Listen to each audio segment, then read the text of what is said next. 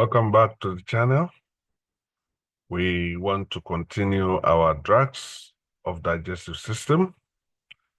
Today we will look at the final two members that affect acid and therefore are used for acid-related problems of the GI tract system. The fourth one is mucosal protectants.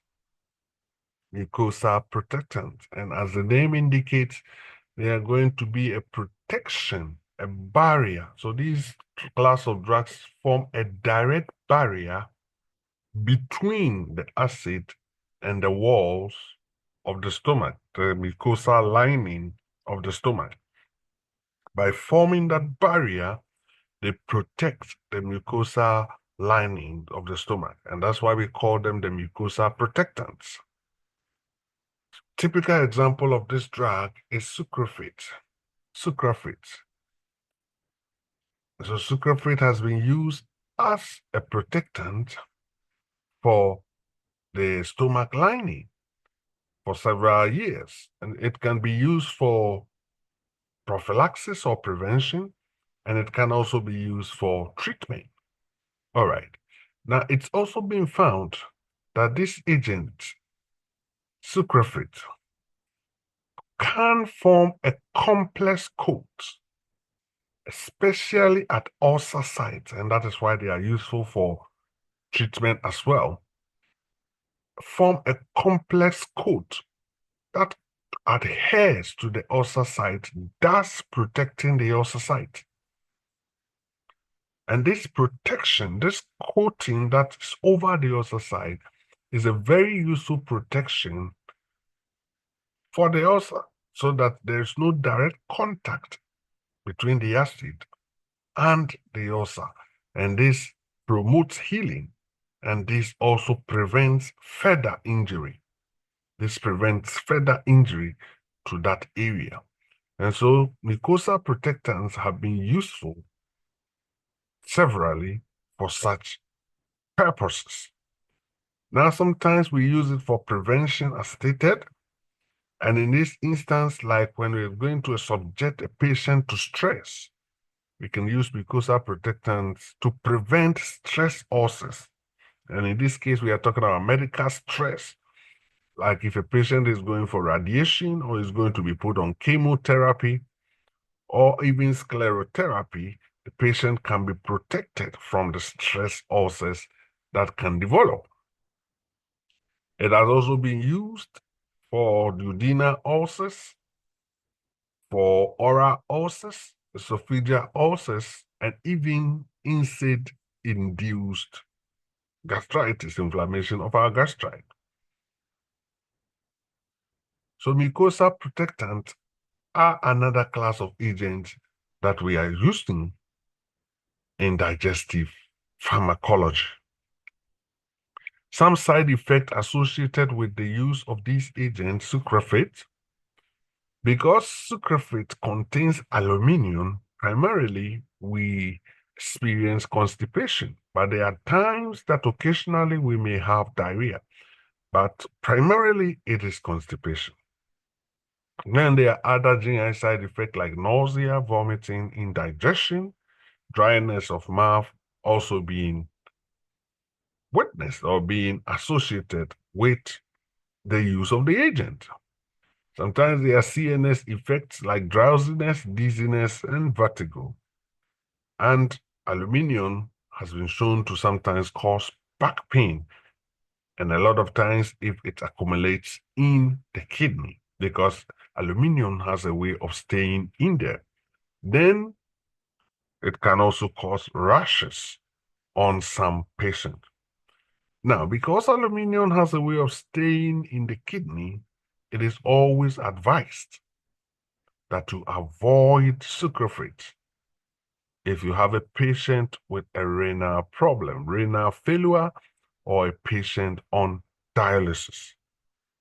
And the reason, the kidney is to eliminate the aluminium, but such a patient has issues with elimination, and therefore there will be a buildup of the aluminium, and a buildup means aluminium toxicity.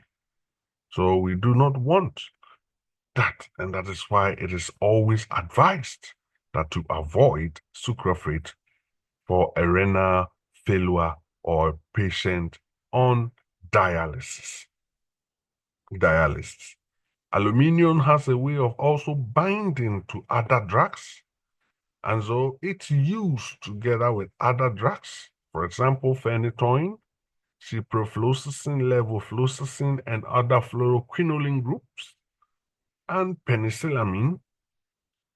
If you use it together, it chelates, the aluminum chelates these agents and therefore reduces the levels or the concentrations of these agents, making them less effective.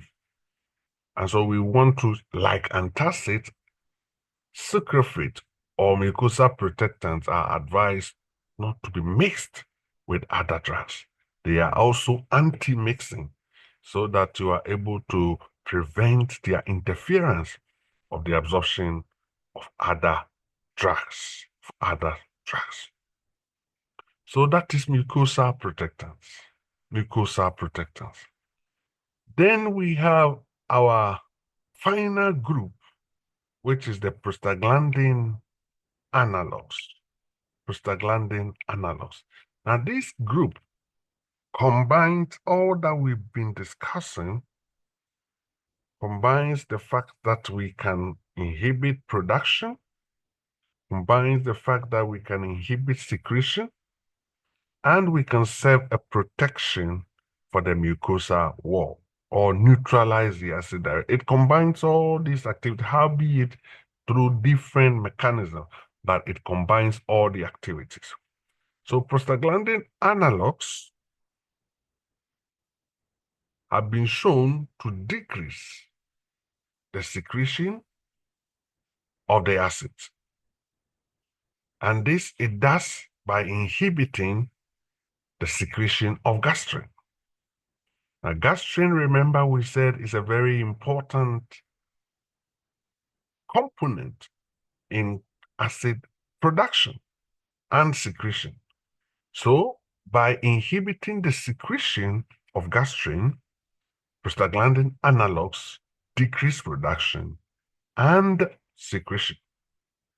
Secondly, prostaglandin analogues stimulate the secretion of mucus and bicarbonate.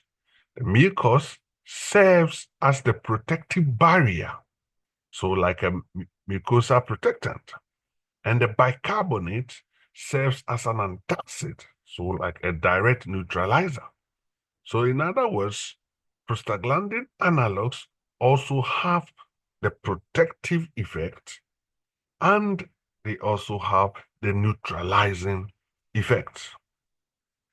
A release of the bicarbonate neutralizes the acid directly and also serves as a protection over the mucosal lining.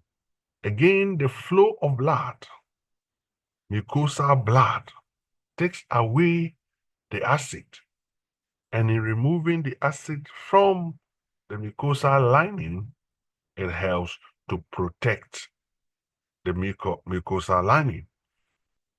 Therefore, this class of drugs are ideally very effective. Very effective. An example will be misoprostol. The challenge with this class of drugs, because of the mechanism by which they work, which we will go into when we are dealing with analgesics, they end up giving a lot of different side effects. The most prominent is the fact that they have an effect on uterus. They act as abortifactants. They can cause uterine contraction, and it has been found to cause abortion in pregnant women. And so this is a drawback, and because of that, this class of drugs are not primarily used for acid issues anymore. Now, if they are used, they will be used in a male or in an NSAID-induced ulcer or insect-induced gastritis. However, there are very many other options to choose from, and therefore this is not usually a common agent that is used for ulcer management or for GI tract acid management. All right. Now, prostaglandin analogues have other side effects such as diarrhea, constipation, nausea, vomiting. These are GI tract side effects. And they could also have cramps, menstrual cramps in ladies. They could cause headaches in general. Now, because of the abortifactant property, we advise that you do not use these drugs in pregnancy. If you do, they will cause abortion. Now we are using it in gynecology to help in delivery. So yes, it has its useful part. Now mostly in gynecology. All right. So in those days, we will advise before you give cytotec or misoprostol for an acid-related problem, you want to ensure that the lady you are giving it to is not pregnant, and you do so by checking through a test. So within 2 weeks where you're going to begin the therapy, you wanted to make sure a pregnancy test is negative. And also you wanted to make sure she has started her menstrual cycle, another confirmation that she is not pregnant. And then you also wanted to tell this lady to protect herself from becoming pregnant because she will lose the pregnancy when she is on the medication. But all these are now not really of concern because we don't use the drug in that way anymore. All right, so that concludes the 5 classes of drugs that we use for acid-related issues in the GI tract. As a quick summary, we talked about H2 receptor blockers, the TIDINs, where we are looking at acid production and ultimately secretion. Then we talked about the protein pump inhibitors, the PPIs, the prazoles, where we are looking at secretion of acid at the proton pump, the hydrogen ATPase, hydrogen potassium ATPase. Then we talked about direct antacids, which directly neutralize the acid in the GI tract. And we talked about the mucosal protectants, sucralfate and its family, which serves a barrier between the acid and the mucosal lining. And finally, we talked about the prostaglandin analog, which combines all of these in its activity. Thank you very much. Have a wonderful rest of the day. The Lord bless you. Please don't forget to subscribe and like the page. Have a wonderful day. God bless.